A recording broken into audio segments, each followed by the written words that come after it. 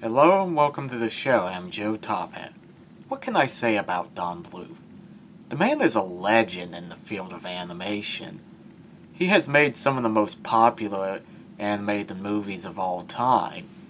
And some that aren't so great, but you can't hit a home run each and every time.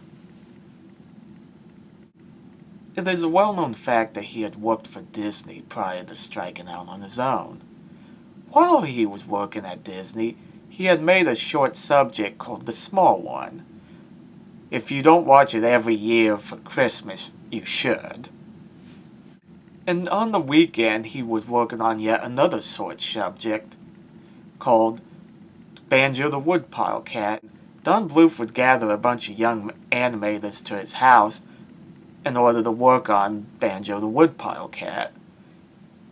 He wanted to teach them the secrets of animation which he had felt was lost at Disney.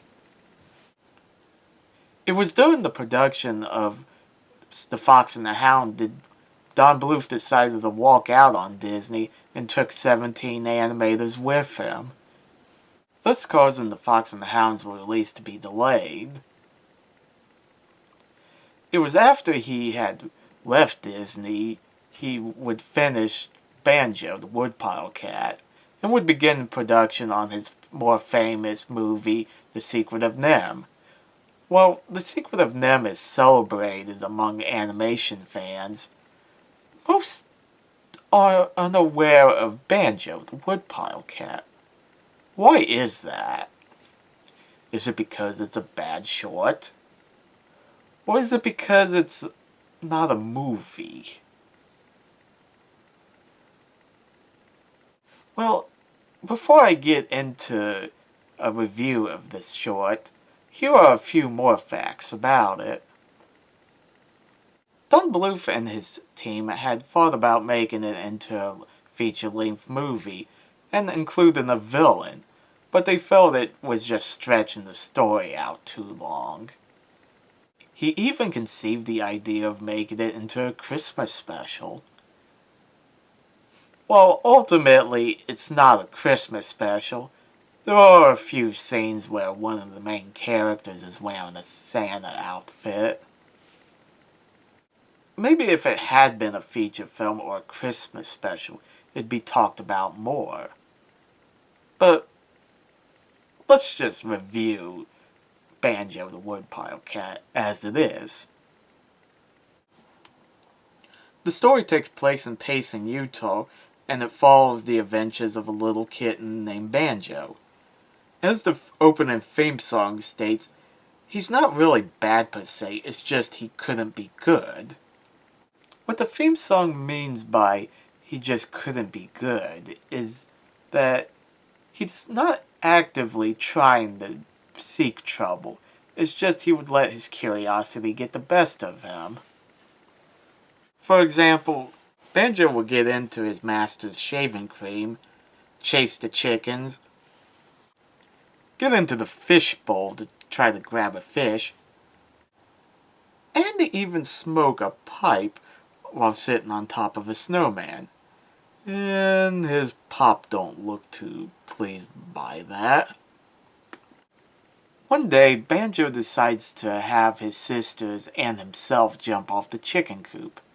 This displeases his father and orders Banjo to go get him a hickory switch so he could smack Banjo with. Well, going out to get a switch, Banjo decides instead to run away. Well, truth be told, would any of us really want to get our dad a switch to spank us with? He hops on a truck heading for Salt Lake City.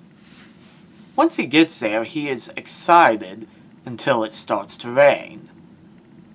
He misses his family deeply, thus coming to the best character in the short, Crazy Legs, voiced by the legendary Scatman Crothers, who some of you may know as the voice of Hong Kong Phooey.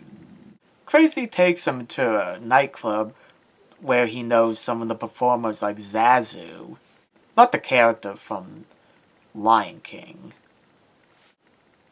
It is At this scene where Crazy Legs dresses in the Santa suit, thus showing that at one time it was to be a Christmas special. Crazy Legs sings a catchy song called I'll Stick With You Kid, You Stick With Me. If you haven't heard it before, check it out on YouTube. You would thank me for it. There's really not much else to say about this short when it comes to story.